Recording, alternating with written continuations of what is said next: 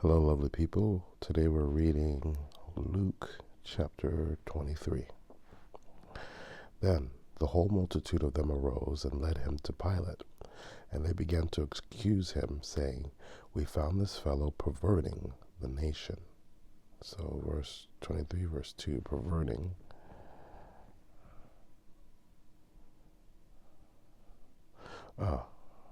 Perverting our nation. So it's saying,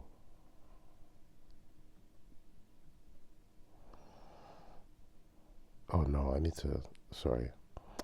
So these are references. Perverting the nation is our nation, but perverting for B.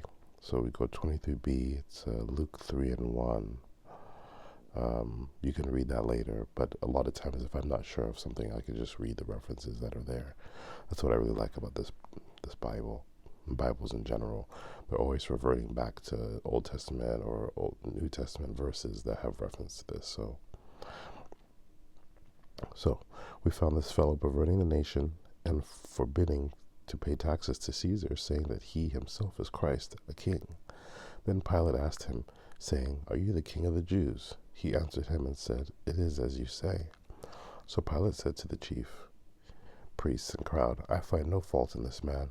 But they were the more fierce, saying, "He stirs up the people, teaching throughout all Judea, beginning from Galilee to this place."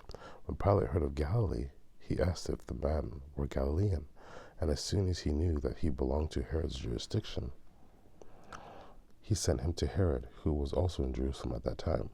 Now when Herod saw Jesus, he was exceedingly glad, for he had desired for a long time to see him, because he had heard many things about him, and he hoped to see some miracle done by him. Then he questioned him with many words, but he answered him nothing. And the chief priests and scribes stood and vehemently accused him. Then Herod with his men of war treated him with contempt and mocked him, arrayed him in a gorgeous robe, and sent him back to Pilate. That very day Pilate and Herod became friends with each other, for previously they had been at enmity with each other. Then Pilate, when he had called together the chief priests, the rulers, and the people, said to them, "You have brought this man to me as one who misleads the people, and indeed have examined him. In your presence I have found no fault in this man concerning those things of which you accuse him.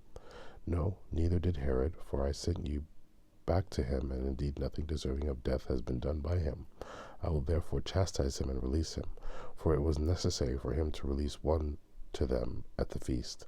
And they all cried out at once, saying, "Away with this man, and release to us Barabbas, who had been thrown into prison for a certain rebellion made in the city and for murder." Pilate, therefore, wishing to release Jesus again, called out to them, but they shouted, saying, "Crucify him, crucify him." Then he said to them the third time, "Why? What evil has he done? I have found no reason for death in him. I will therefore chastise him and let him go." But they were insistent, demanding with loud voices that he be crucified, and the voices of these men and of the chief priests prevailed.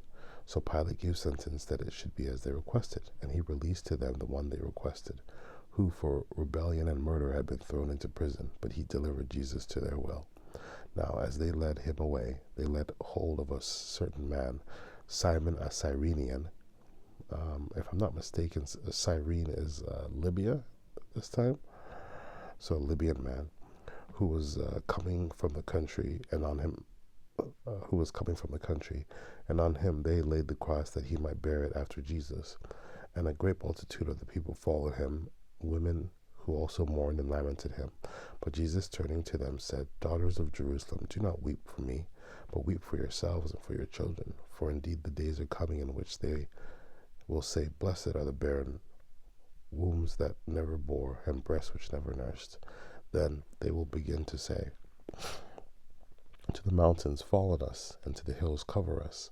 For if they do these things in the green wood, what will be done in the dry?" There were also two others, criminals, led with him to be put to death. And when they had come to the place called Calvary, there they crucified him and the criminals on one on the right and the other on the left. Then Jesus said, Father, forgive them, for they do not know what they do. And they divided his garments and cast lots. And the people stood looking on. But even the rulers with them sneered, saying, He saved others.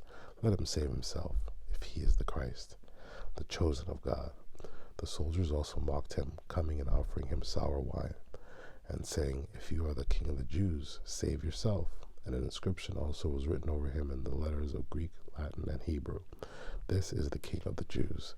Then one of the criminals who were hanged blasphemed him, saying, If you are the Christ, save yourself and us. But the other answering rebuked him, saying, Do you not even fear God, seeing you are under the same condemnation?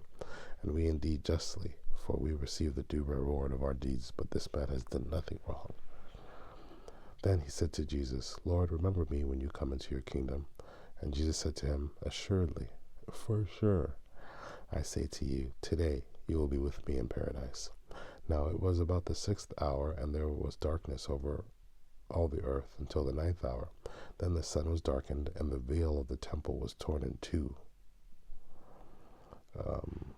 So verse 45, torn in two means torn in the middle, right? So it's ripped. And when Jesus had cried out with a loud voice, he said, Father, into your hands I commit my spirit. System of a Down reference. Sorry, I just had to. Having said this, he breathed his last. So verse 47. So when the centurion saw what had happened, he glorified God, saying, Certainly this man was a righteous man. And the whole crowd who came together to that sight, seeing what had been done, beat their breasts and returned. But all his acquaintances and the women who followed him from Galilee stood at a distance watching these things. Now behold, there was a man named Joseph, a council member, a good and just man. He had not consented to their decision. Indeed, he was from Arimathea, a city of the Jews, who himself was also waiting for the kingdom of God. This man went to Pilate and asked for the body of Jesus. Then he took it down and wrapped it in linen and laid it in a tomb that was hewn out of the rock, where no one had ever lain before. That day was the preparation, and the Sabbath drew near. And the women who had come with him from Galilee followed after, and they observed the tomb, and how his body was laid. Then they returned and prepared spices and fragrant oils, and they rested on the Sabbath, according to the commandment.